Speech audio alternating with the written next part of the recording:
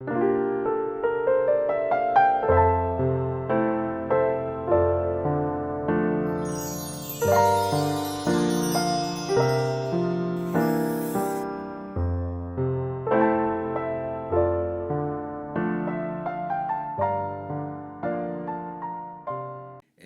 10장 16절에서 44절까지 말씀을 교독합니다.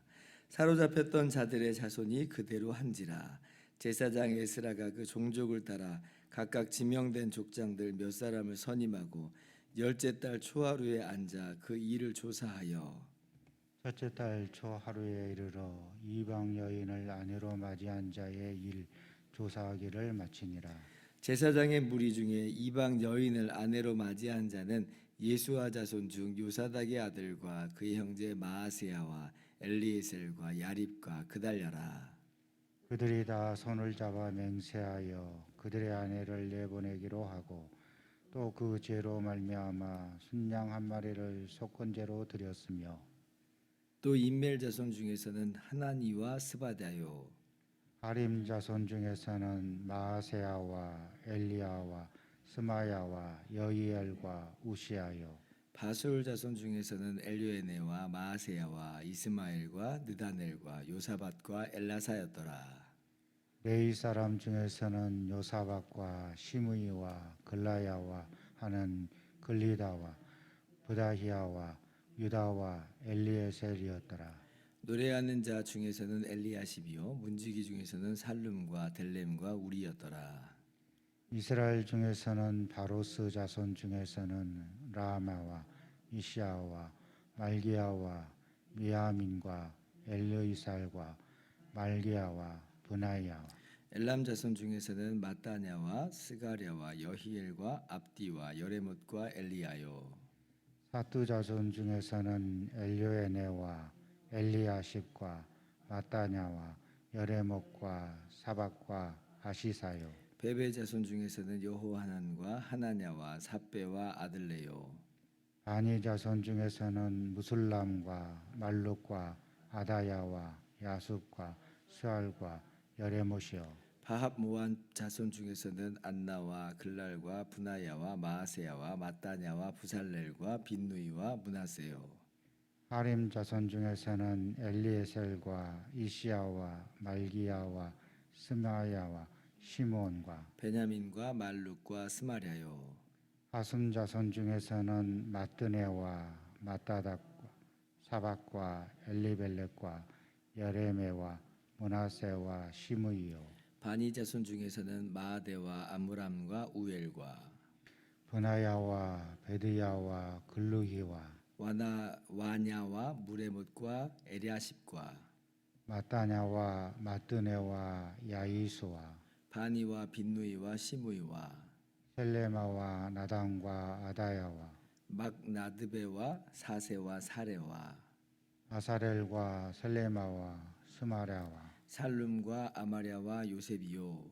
느보 자손 중에서는 여이엘과 마띠디아와 사박과 스비네와 이또와 요엘과 분하야더라. 같이요. 이상은 모두 이방 여인을 아내로 맞이한 자라. 그 중에는 자녀를 낳은 여인도 있었더라. 아멘. 할렐루야. 하나님의 크신 은혜와 평강이 오늘도 변함없이 여러분 가운데 넘치기를 주님의 이름으로 축원합니다.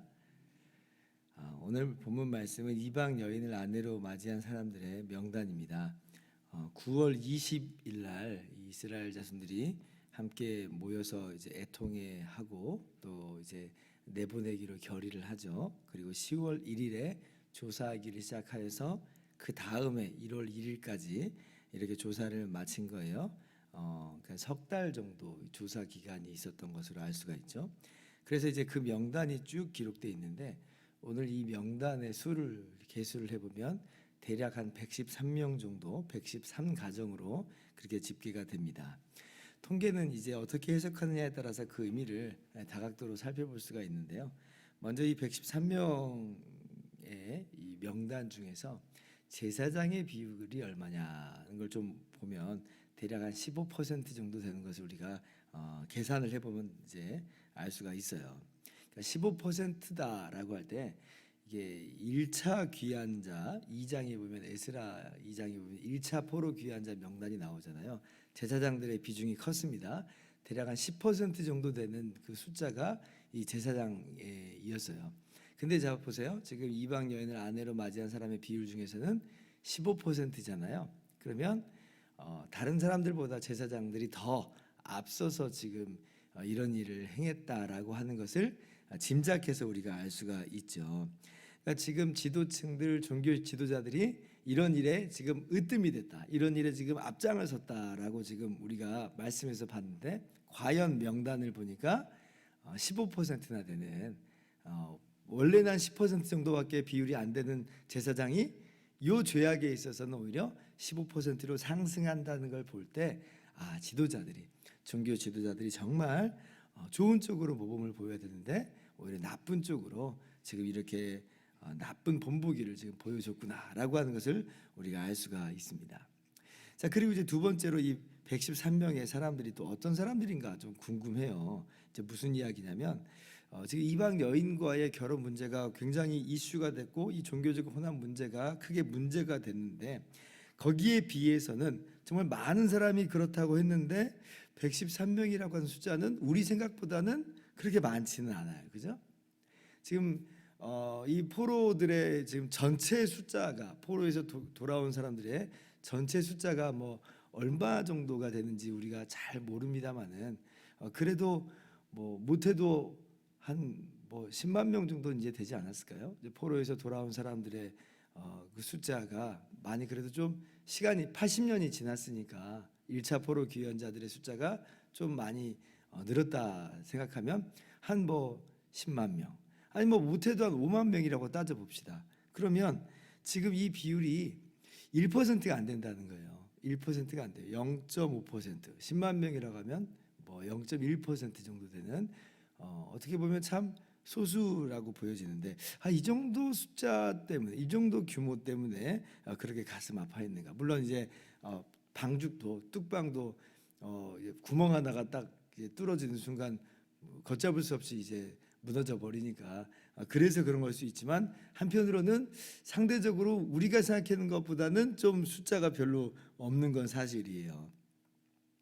그러면 이 숫자를 우리가 어떻게 받아들여야 되는가? 이게 정말 전부인가? 성경을 해석하는 분들 중에 이제 약간 좀 입장과 해석이 좀 다르긴 합니다만은, 어떤 분들은 이렇게 생각을 해요. 지금 이 명단이 전부 다 기록된 게 아니다. 지금 여기 나오는 명단은 오히려 이 결의를 따라서, 이방 여인을 내보내자고 하는 이 결의를 따라서 정말 이방 여인을 내보낼 명단만 기록된 것이다, 이렇게 해석하는 분들이 좀 더러 많이 있습니다. 그러니까 더 많은 명단이 있는 거죠. 사실 더 많은 명단이 있는데, 근데 지금 일부만 그래서 기록이 돼 있다. 그런 관점을 좀 본다면, 지금 여기 나와 있는 이 명단들은 참 어떻게 보면 죄악의 명단이고 참 부끄러운 명단이잖아요. 그러나 동시에 이 명단은 뭐 어떤 명단이 되냐면 회개자의 명단이에요. 회개자의 명단. 그러니까 잘못된 생각, 잘못된 판단, 잘못된 행동을 했지만 그래도 돌아섰다. 그렇게 본다면 이 명단이 마냥 수치의 명단만은 아니에요.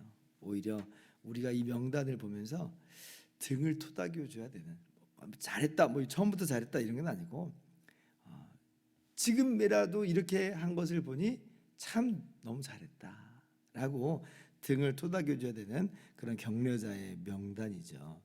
우리는 회개자들에 대해서 낙인을 찍으면 안 됩니다. 오히려 우리 교회의 원리, 우리 신앙의 원리는 회개한 사람들 낙인 찍는 거 아니에요. 저거 옛날에 저런 사람이야, 옛날에 그랬던 사람이야, 그렇게 낙인 찍는 게 아니에요. 권징을 합니다. 교회에서 권징을 해요. 근데 그 권징을 수용하고 회개한 사람들에게는 무한한 재기의 기회를 주는 것이 교회예요. 왜냐하면 예수님이 우리들한테 그렇게 했는데, 교회 내에서 어떻게 회개한 사람들 한 번 잘못했다고 낙인을 찍어버릴 수가 있어요. 그럴 수 없죠. 네 주제를 알아라, 그런 얘기를 할 수밖에 없어요. 그럴 때는 낙인을 찍는 사람들에 있어서는 낙인 찍으면 안 돼요. 바울 사도께서도 정말 그 극심한 고린도 교회의 타락상 속에서 권징이 있고 회개가 있었을 때 고린도후서 2장 7절에 이렇게 말합니다. 너희는 그를 용서하고 위로할 것이니 그가 너무 많은 근심에 잠길까 두려워라. 오히려 회개하고 돌아온 사람들에게는 등을 토닥여주고 오히려 위로해주고 용서하고 용납해, 기꺼이 100% 용납하는 100% 무한한 재기의 기회를 주는 것이다. 그러니까 우리가 이것을 꼭 기억을 해야 됩니다. 때문에 지금 이제 오히려 더 문제는 그럼 뭐겠어요? 지금 여기 나와는 이 회개자의 명단이 문제가 아니에요. 어쩌면 기록되지 않는 사람들의 그 명단이 더 문제죠. 결의에도 불구하고 여전히 따르지 않은 거예요. 물론 어떤 사람들은 아마 소명을 충분하게 했을 겁니다. 지금 내가 이방 여인하고 결혼을 했지만 그래도 이스라엘 백성으로서 살기로 결심을 했습니다. 신앙 안에서 살기로 결심했습니다. 그러니 내보내지 않겠습니다. 라고 하는 어떤 소명이 있었을 거예요. 그리고 그런 소명은 충분히 받아들여졌을 겁니다. 그런데 이제 어떤 이들은 말은 또 그렇게 해놓고 실제로는 전혀 개선되지 않는 그런 모습일 수도 있어요.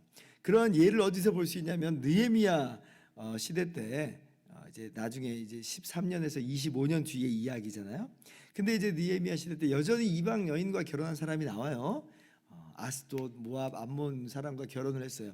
자녀를 낳았어요. 근데 자녀가 아스돗 방언은 절반쯤 하는데 유다 방언은 못한다 그래요. 이제 그런 걸 보면 이제 언어가 사실은 그 사람의 어떤 사상과 문화를 형성해주는 가장 중요한 도구인데, 아니 성경을 읽고 말씀대로 살려면 유다 말을 알아야지 말씀을 성경을 듣고 배우고 따를 텐데 전혀 그런 게 없다는 것은 지금 종교적으로 관심이 없다는 거잖아요.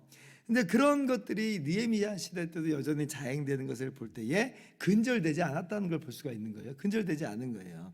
새롭게 시작된 것도 있지만 어쩌면 지금 에스라 시대의 개혁이 일부는 분명히 이런 회개자의 명단을 통해서 우리가 알 수 있듯이 중요한 결실을 맺었지만 그러나 여전히 따르지 않은 사람도 아마 있었을 것이다 라고 우리가 충분히 짐작을 해볼 수 있다는 것입니다. 그래서 오늘 어쩌면 이 회개자의 명단은 우리가 참으로 귀하게 보아야 되는 그런 명단이다라고 우리가 볼 수가 있습니다. 그래서 오늘 이 명단을 볼 때 그냥 쉽게 넘어가는 게 아니라 정말 얼마나 귀해요. 눈물의 명단 아니에요? 참의 명단. 아내를 내보낸다는 것, 또 자녀까지 있는 사람도 있다고 했는데 비록 그들이 끝까지 나는 하나님 안 믿겠다고 그렇게 했기 때문에 어쩔 수 없이 지금 갈라지는 거지만 너무나 정말 안타까운 그런 눈물의 명단이잖아요.